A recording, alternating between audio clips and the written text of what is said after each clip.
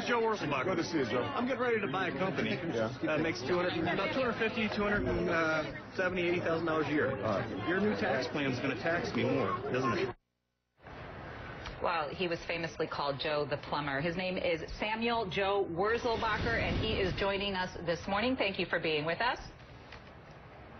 Hey, thanks for having me. So in 2008, you were John McCain's secret weapon. He cited you as someone being harmed by Obama's tax plan. How was that like for you? Well, I don't know so much as John McCain's secret weapon. There was no interaction between us. I just happened to be tossing football. I wanted to buy a business, and it came down to the principle of the matter. I don't think the federal government gets to decide who's rich and who's not. What do you do for a living now? Well, for the last 4 years, I've gone around building houses, taking trees down, plumbing, and speaking at different events around the country, encouraging Americans to really get informed on who they're going to vote for, stop voting on 30-second sound bites, and make sure their vote counts and really exercise their civic responsibility as an American. And what do you think, or how do you think that qualifies you to run for Congress? What qualifies me, one, I'm an American citizen. Two, I'm very much involved in the process of what's going on. I guess my question would be is what qualifies the current politicians who are killing our country, Republicans and Democrats alike? I'm sorry, it just seems like a silly question. Oh, well, no. I mean, you're running for Congress, so people would want to know what your qualifications are, your breadth of experience in order to lead.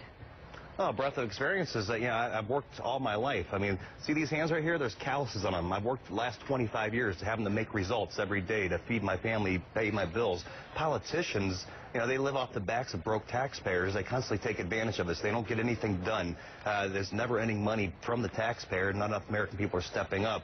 My qualifications is I'm an American. I've served my country in the military. I'm going to serve my country in Congress. The whole idea from our Constitution and the creation of our country is for people to come out of the community, represent their constituents, their fellow Americans, and then go back to the community. Right now, unfortunately, you got career politicians that lose touch with reality of what is America, so I have lots of qualifications. All right, let's talk about the GOP nomination that you won. It was a really tight margin, 51% of the vote compared to your opponent's 48%, and you had a lot of money, 6 times the amount of your opponent, but now you have a really strong incumbent to face. The Democratic Representative Marcy Kaptur, she defended Kucinich in her primary. She's considered a conservative Democrat. She's defeated every Republican challenger that she has faced since 1982.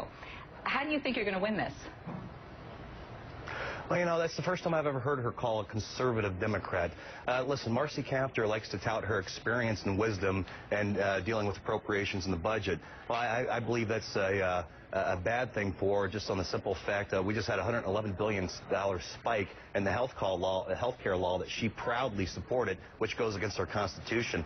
She's shown a willingness to undermine the very fabric and foundation of this country. As far as defeating her is going to take hard work, just getting out there, meeting the people, talking to them, letting them know that the key to prosperity is tax reform and getting rid of some of the regulations that have killed the automobile industry, and she's been behind that. So there's a lot of things out there that we can talk about and make sure that the people here in the 9th District understand that actually want to work for them. I talk about hiring me, because when you vote for people, you make that vote and you go away. When you hire somebody, you actually expect good results. The American people need to have a sense of ownership. I want to talk about the district that you're competing in. It goes from Cleveland to Toledo, right? Yes. Very Democratic in that area. The challenge for you, because you're a conservative Republican. So it brings up some comments that you said, and I want to share them with you. In an interview in 2009 in Christianity Today, you made comments about gay people. We're going to put them up here for everybody to see. Queer means strange and unusual. It's not like a slur, like you would call a white person a honky or something like that. You also said, I've had some friends that are actually homosexual, and I mean, they know where I stand, and they know that I wouldn't have them anywhere near my children. But at the same time, they're people, and they're going to do their thing. Have you changed your positions on this at all?